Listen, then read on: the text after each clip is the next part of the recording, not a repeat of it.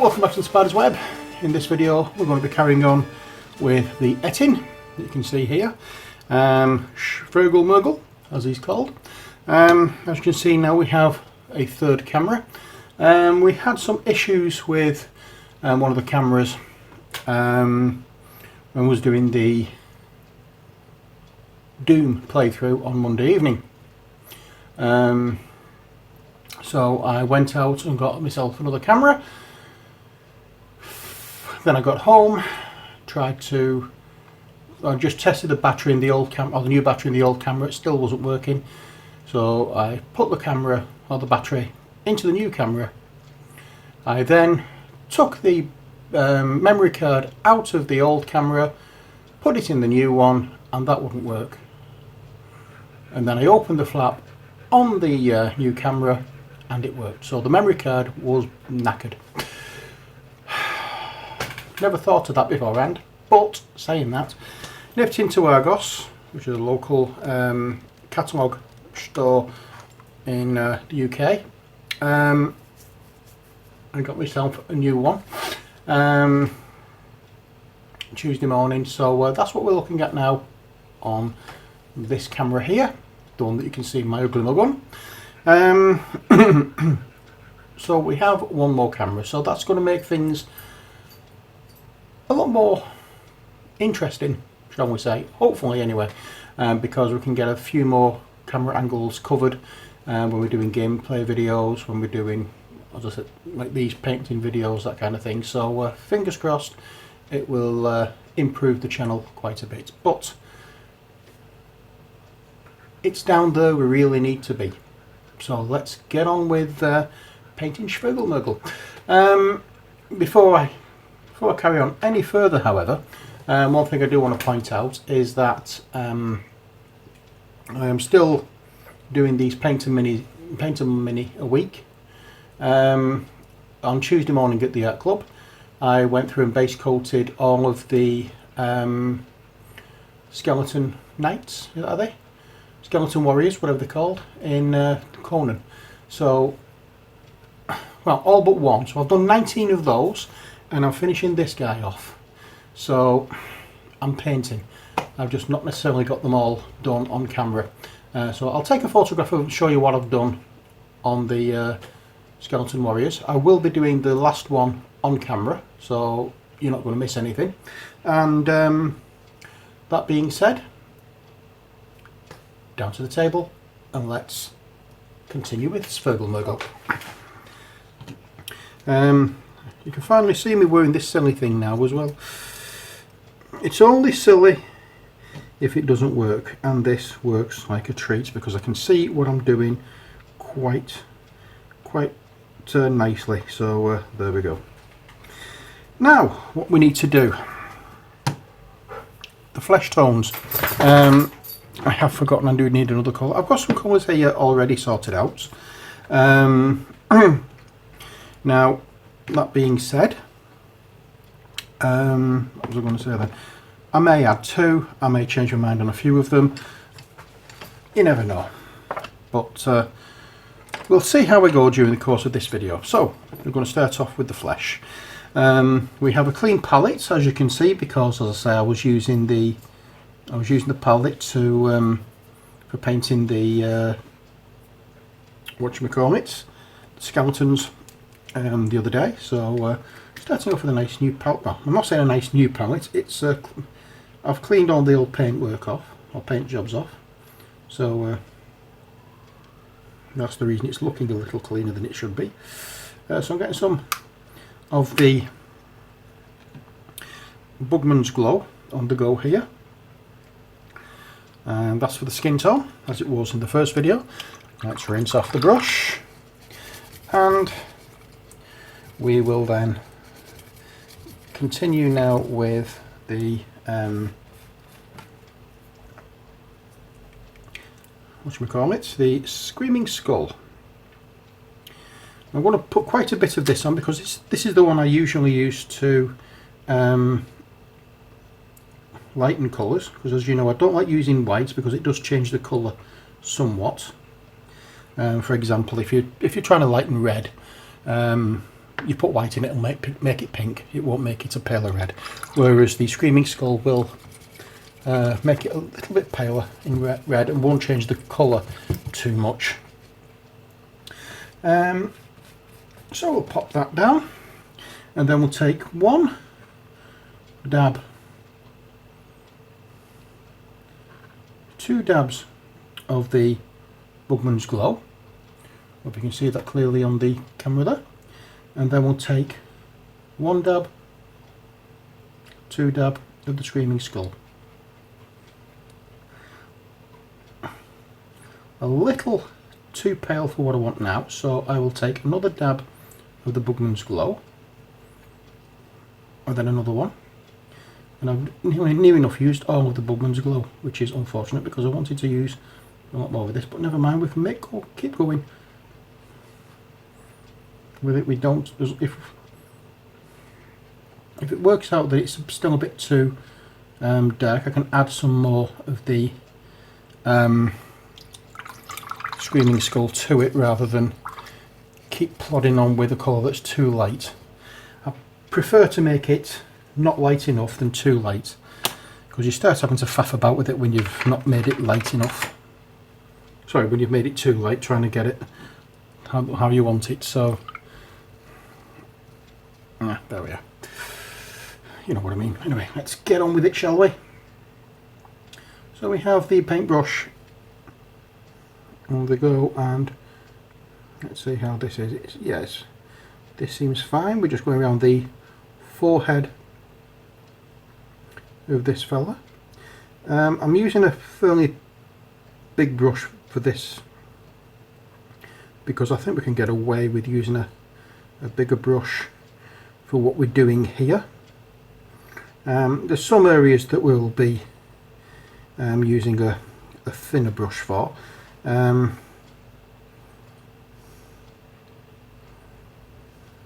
when it comes down to that stage, then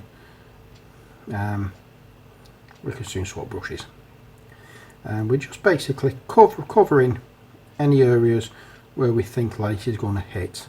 Any raised areas, whether they are actually in or hitting the light or not. I'm going to do it on this fella because he is fairly big, and I want to see where the colour changes go, if you get me drift.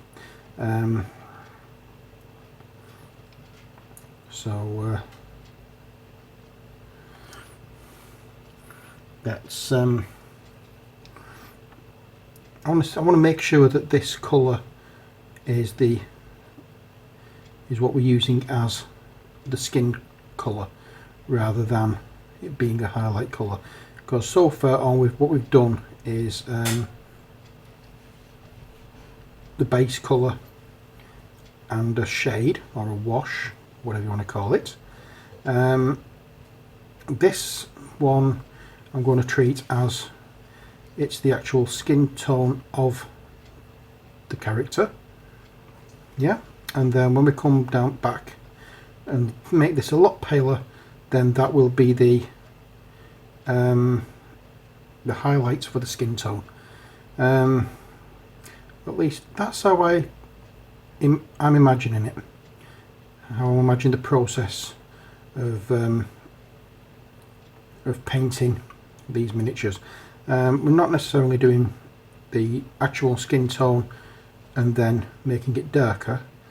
We're doing the base coat, laying the base colour down and putting the shadows in, and then we are adding the skin tone, which is the mid tone, and then we are doing the highlights, so that when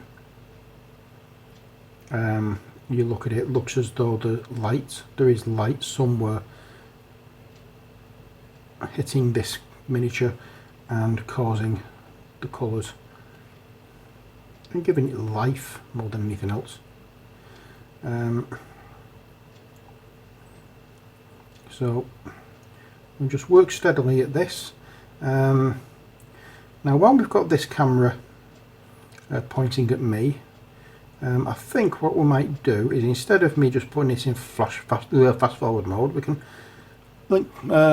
heighten the camera lens. In fact, what I might do is, lower this camera down just a touch, and then hopefully you can see me as I'm painting. And all I need to do is just glance up. I don't need to sit up, I can just glance up every now and again when I'm talking to you, and reaffirm that contact with you. It's only polite, isn't it, really? So we're going round all the flesh areas with this. Anywhere where it's pooled a little too much, you can either leave it as though it's like a deeper shadow, or just paint over it. It will brighten it up a little bit, or what might be better doing is using the original the original base colour, base tone, whatever you want to call it. Now,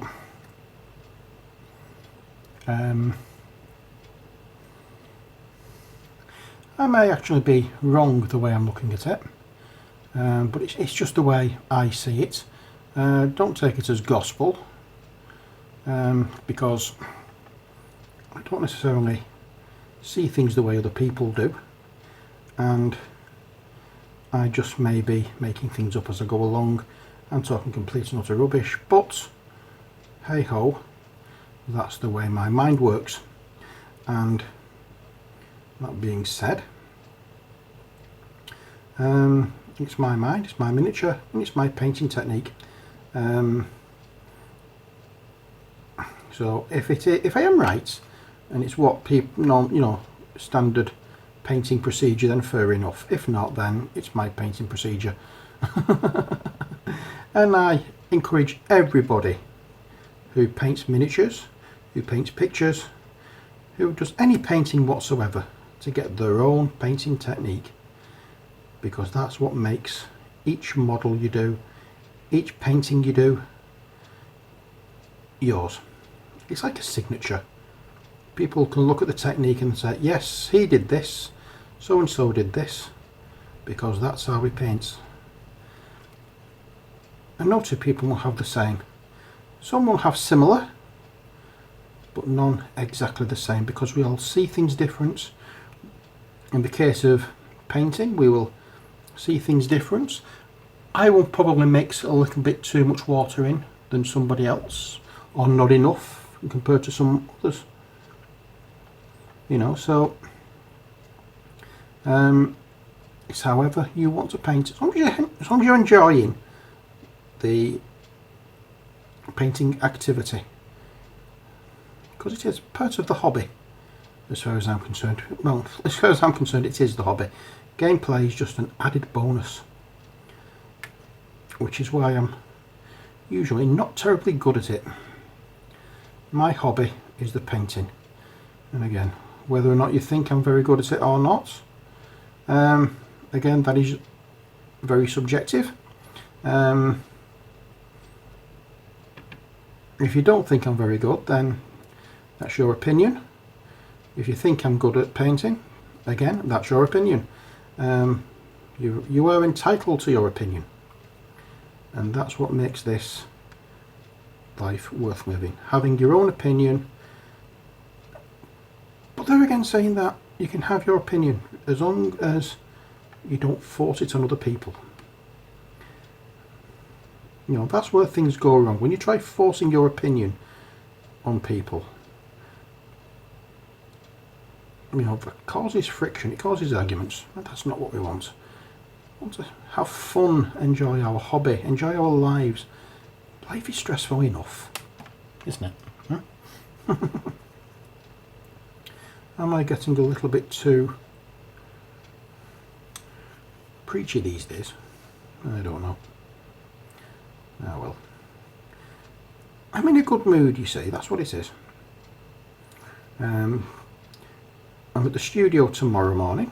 It's Friday evening now. I'm at the studio tomorrow morning. I'm at, from 11:30.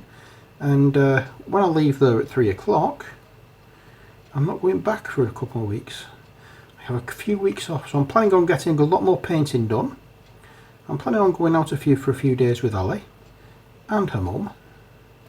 And I'm going to see if my dad is free as well and fancies a day out or so. Because there's a few places I would like to show Ali.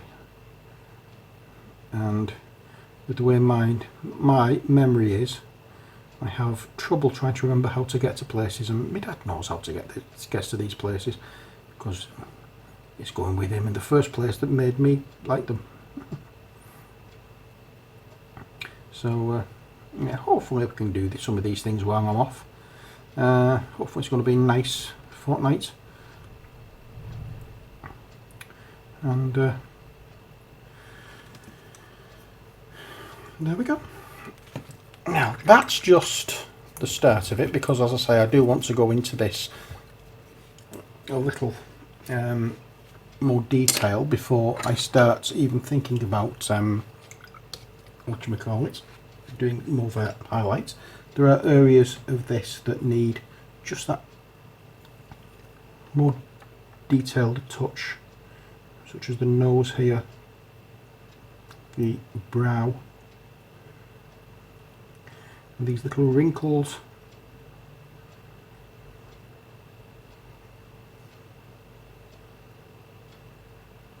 The top lip.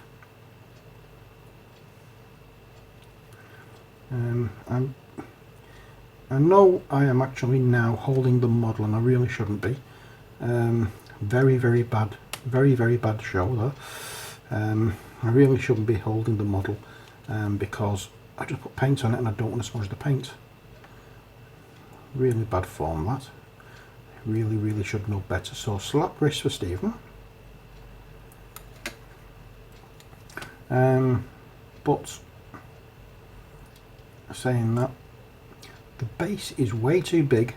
As I said in the previous video for this, the base is way too big to put on the stand that I usually put it on. I'm saying stand, it was just an old GW paint pot, as you may or may not have noticed in other videos. But that's what I usually use to to put the minis on while I'm painting them.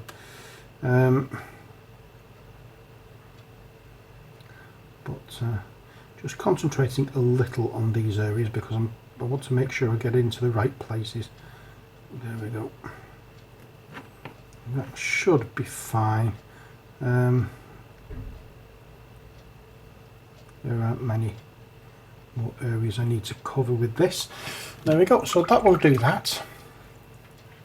Next, let's have a look what we have. Right, what did we do this in? Eshin Grey, I think it was. Okay, so what we're going to do with that is we're going to get some Eshin Grey on the palette. I'd forgot about that colour, to be honest. So let's see if I can find, oh, straight away. That's a miracle. So I'm going to be working with Eshin Grey, which is a very dark grey, like a slate grey kind of colour. And we'll add some of that to the palette. I'm not mixing this with the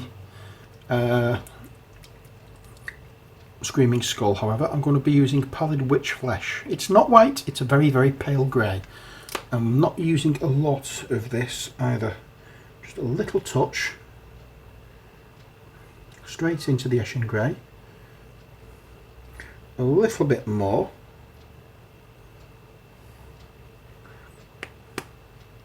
there we go, that will do the job. And for this I'm going to wipe it off and just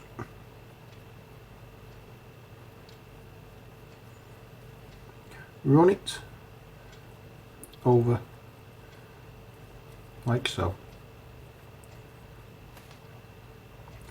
I'm going to leave those parts and I'm just going to go into these again.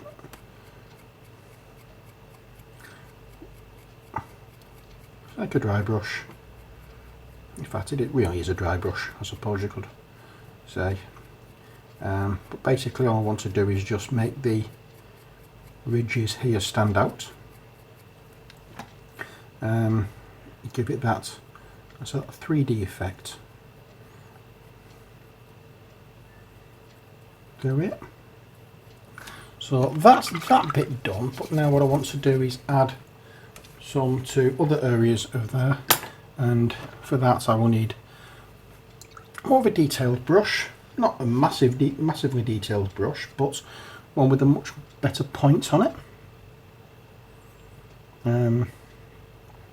So we'll get that and we'll just run it down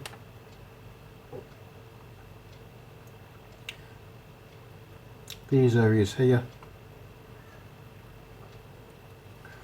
just to, as I say,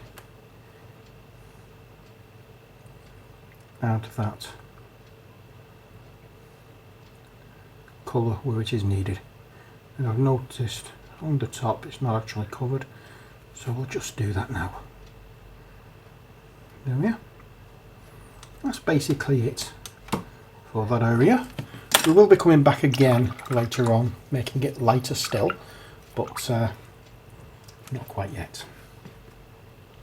Next, for the club, we have dryad bark. And that is going to be mixed as a dry brush. So I'm going to get this little lid out, get a spot on there, the spot of the screaming skull off the palette and into there, like so, and then we'll get our whatchamacallit, our dry brush out, get some on the brush, scrape it off, and then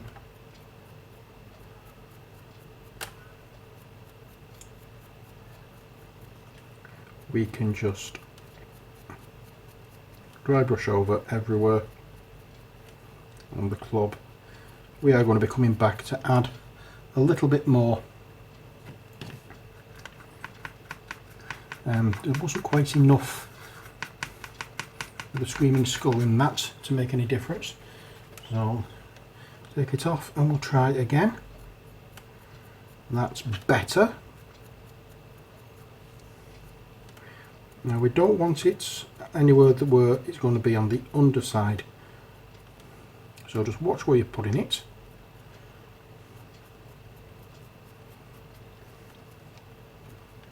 That will do, and we'll just add a little more of the screaming skull into that.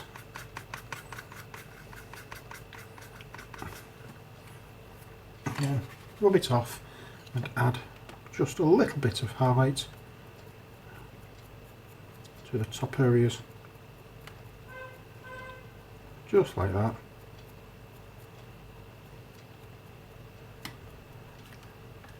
And there we are.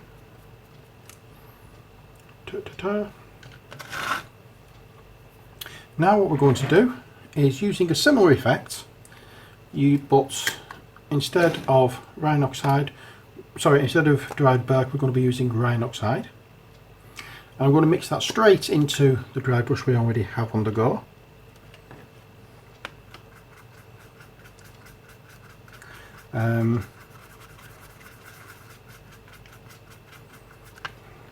So get a little bit more of that on the palette thing, get a little bit of the screaming skull on there as well, and just for the sake of a laugh, let's get some of the Bugman's Glow and a spot of that grey. So we don't want much of it. Rub it off, and then along the hair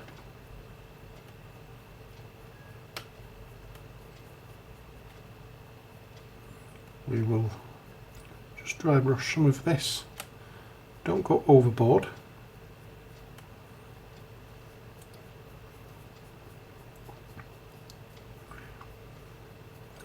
And we have some details to add into the hair later on.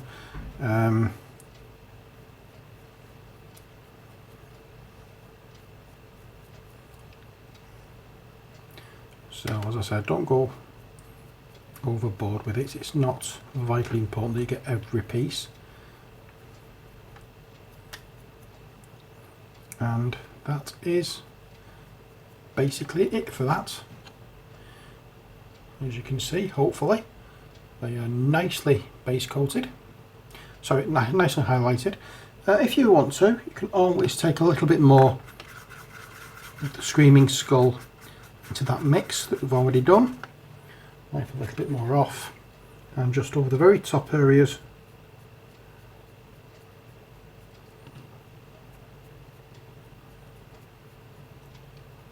you can add some of that mix just to make it stand out a little bit more.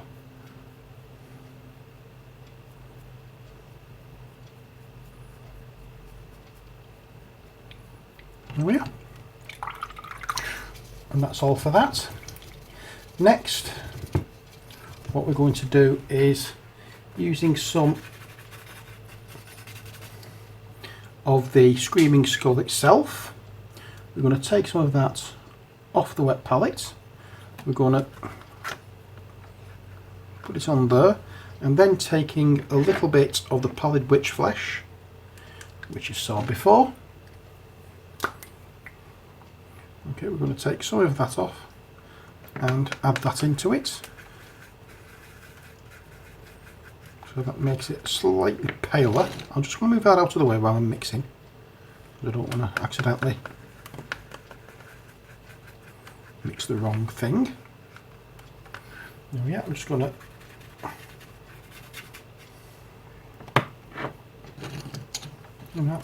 and then just dry brush over the axe, or this whatever tool it may be. I'm assuming it is bone the way it's shaped, so we'll do that. We'll also do these skulls and that skull along with this little bit of bone here.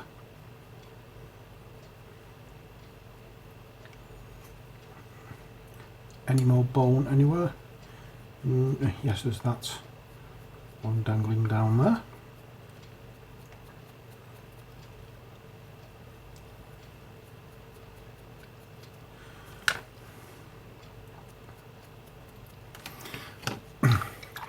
And then next, what we're going to do is using that colour again, only this time with a spot of the Bugman's Glow in it, and I mean a spot. We don't want much. It's just to take the that greyish colour off, making it that little bit more brown. Again, wiping it off, we'll go over these wraps just to give it that different flavour of colour. There we go. And we're not going all over the wraps, just the bit that's going to be up to the light. And we're also going to do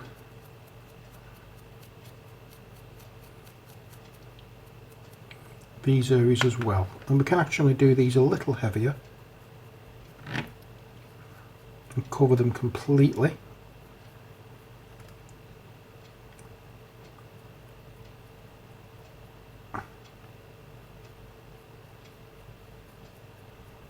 Like so.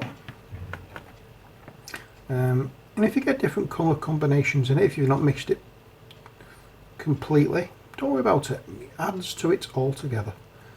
You don't have to do a full mix. You're not mixing cement, you're mixing paint. So if you get a little bit of colour variation in different areas, then it makes it all that nicer, all more interesting to look at.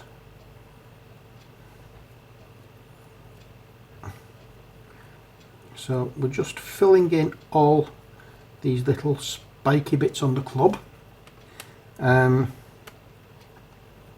you can see, was it Groucho Marx who, one of his movies, one of his lines says, I will join the club and hit you over the head with it. I like that line. I'm not a fan of the Marx Brothers as such, but some of the lines they come out with are absolutely awesome. I said something else then. Oh, naughty.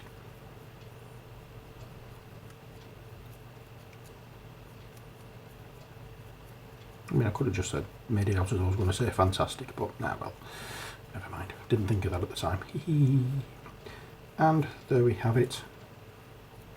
That's all we're going to do there.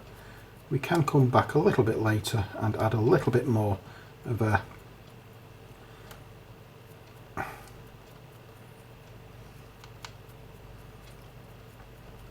highlight to those bits, which isn't a problem. In fact, what we can do is cover it once again with a wash, a very thin wash of the Agrax Earthshade, which might actually work nicely on this.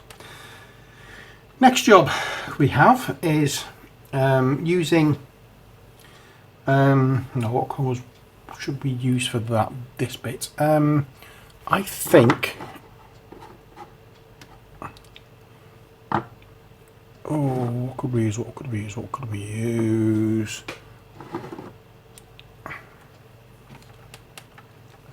I think I'll just use Screaming Skull.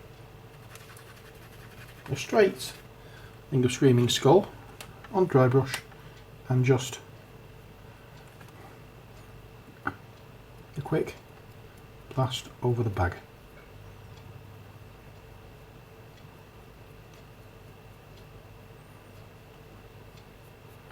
Now, I'm not worried about it being perfectly dry brush because I'm going to go over it once more with a wash, like I'm going to do on the club. And I also want to do there because it's a tie. In fact, I better get a different brush for that.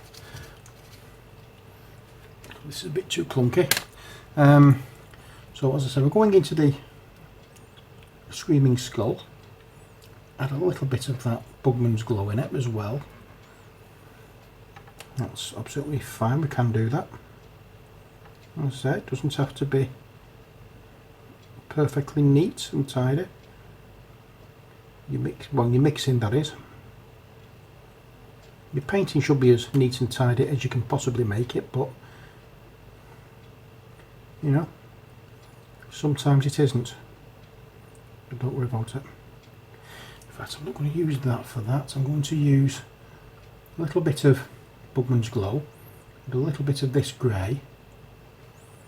Much more grey because I want it to actually stand out.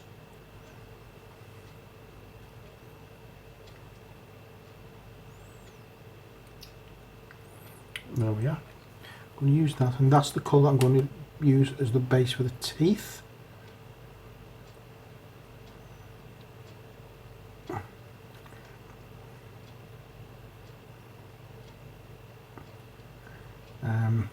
Or tusks, whatever you want to call them, not like tusks and teeth.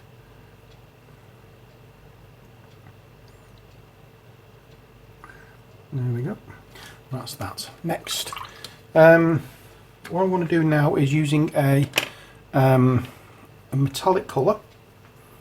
This metallic colour is going to be Balthasar Gold. I'm just going to give it a good shake. Take our little brush here, straight out of the pot because it doesn't have to be thinned down too much, because there's only little bits here and there to do, so I'm not stressing about it being thinned. I'm just going to add a little bit of a touch of metallic here for some of these little rings and things that are adorning his beard, which you don't see in the other fella. There we go.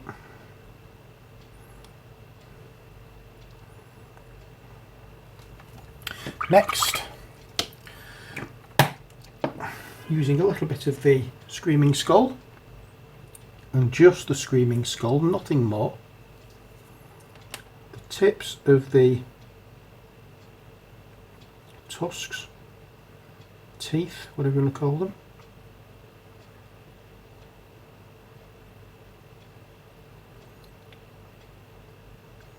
Just like so. Don't go all the way down. Do about three quarters of the way down. Show some of that previous colour.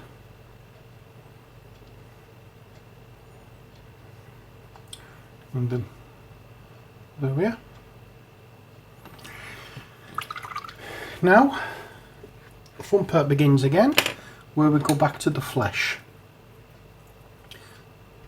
More Screaming Skull into the Bugman's Glow, making it lighter yet again. And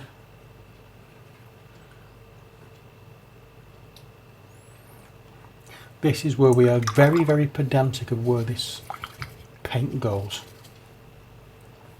Okay, so we need our more pointed brush. By pointed I mean the one that you get a better point on,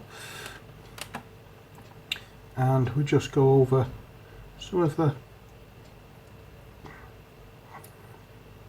extra high points on this miniature, anywhere that you know is going to be hit with light, and don't paint over all of the previous colour, because you're going to take off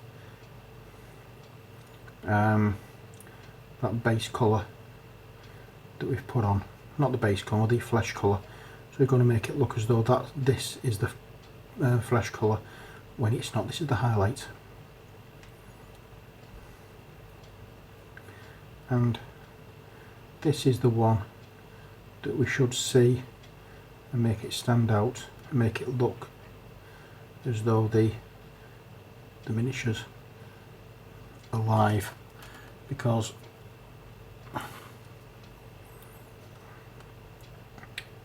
this is the one that's reflecting light. So there we are. You can come back again and add a further highlight to this. I don't tend to, because I don't like the too cartoony looking highlights. You know, the edge lighting. It's not to my taste, so that's why I don't do it. However, some people do like it, and if you're one of those people, then that's up to you. You know, it's all, as I was saying earlier, it's all subjective what we do with these models. My taste may not be the same as yours, and that means that I won't paint it the way, if I don't like, I won't paint it the way I don't like it. Well, I like it to be, I mean, as far as I see it, when it comes down to flesh, you see some of the models where they have edge highlight and it looks as though there's a line around every muscle. You don't normally see that in real life. You would see, yes, you would see the shadow and the highlights, but it would look natural, because let's face it is natural. It's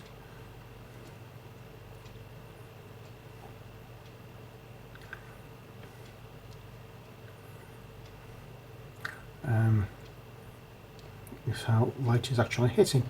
And as you can see, I'm not doing all along the finger. I just did the knuckles.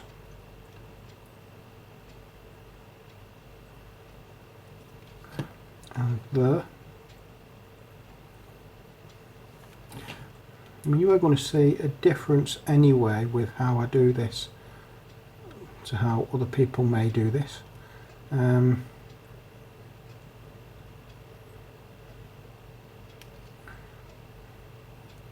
So I'm no expert at painting flesh, unfortunately. I wish I was, because some of these miniatures really need a good you know, somebody who can really do them justice. I mean, I enjoy painting, but I make things up as I go along to how I, you know, trying to achieve a look that I like. You know, so I'm not really one for following steps from other people. I will take ideas and suggestions from people on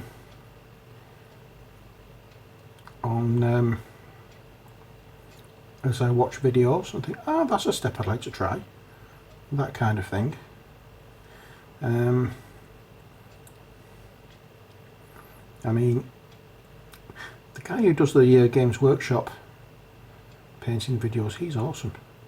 And Roman from Beats of War, I mean, come on, the man's a master of painting.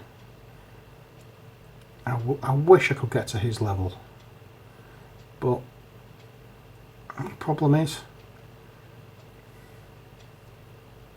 I think he does it for a living, I do it as a hobby, and you know, I do it until I'm happy with how it looks. He does it one step, he goes one step further with it, and I mean, admittedly the results are awesome, but you know, for gaming figures, from my way of thinking, it's just that step too far, because that's all these are. For me, they're just gaming figures, they're not display models, because I don't do displays, I don't win for competitions. I just want nice figures on the table when I'm playing. You know what I mean?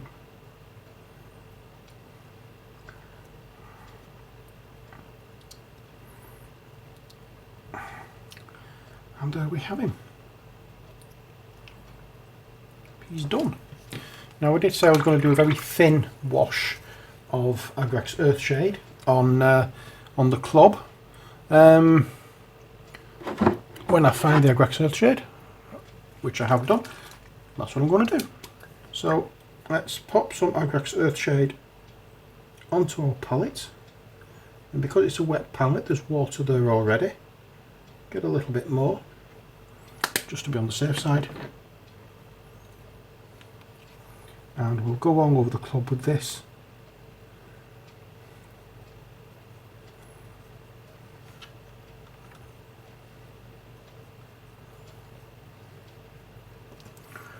And let's say a very, very thin wash. Don't let it pool up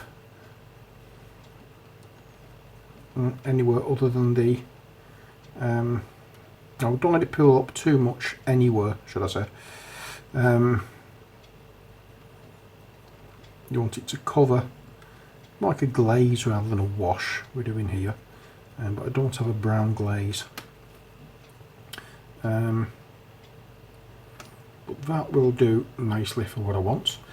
And then I'm also going to go over the skin tone with a wash of the Reichel and Flesh shade, because I think it's missing something.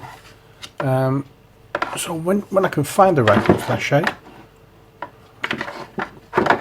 is that it though? That's it there. Okay, so Reichel and Flesh shade is the one I'm using now. Hope you're enjoying this. So I'll get a couple of dollops of this onto the palette.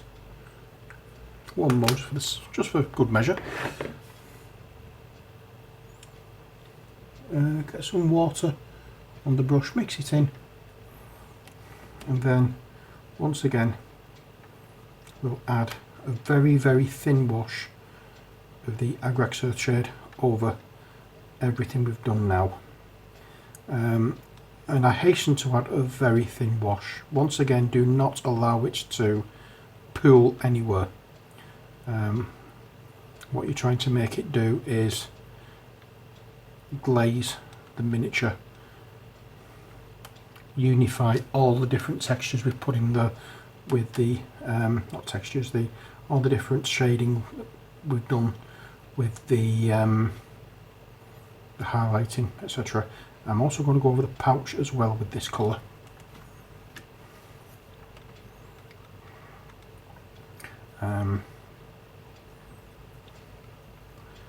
So again, just make sure you cover every bit of skin with this colour.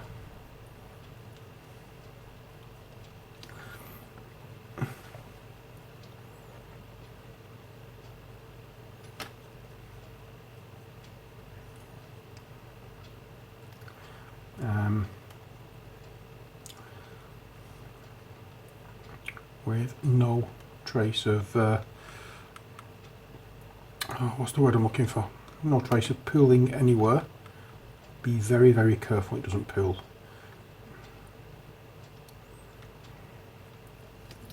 And finally the legs.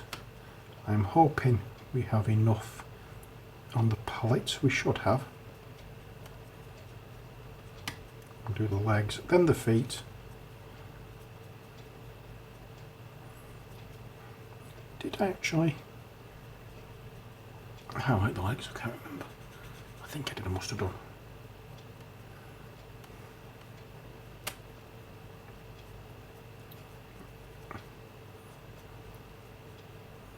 Yeah, I think I have. Now look a bit brighter than I did earlier. Again, going back over some areas just because it looks as though this wash is beginning to pool in certain places. Trying to stop that happening and making sure that we cover all the areas of flesh that we need to. There we go. That's that. Now if you want to do another step on the loincloth here, you can do that quite easily. All you need to do is going into the Screaming Skull, in fact not the Screaming Skull, the Pallid Witch Flesh, which I'll show you now. Using the Pallid Witch Flesh, get some of that into the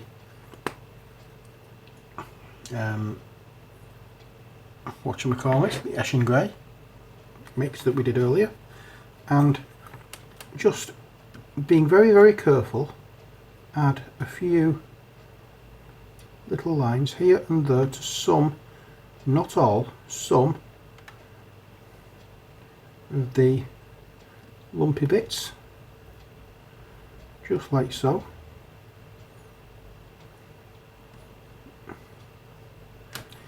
You want some going on here, and on here and here, and then here you want again on some, not all, just to make them stand out and add a little more interest, so it's breaking up the eye and you're not looking at the same thing over and over. What I will do though is just gently brush over the edge, over the top edge, and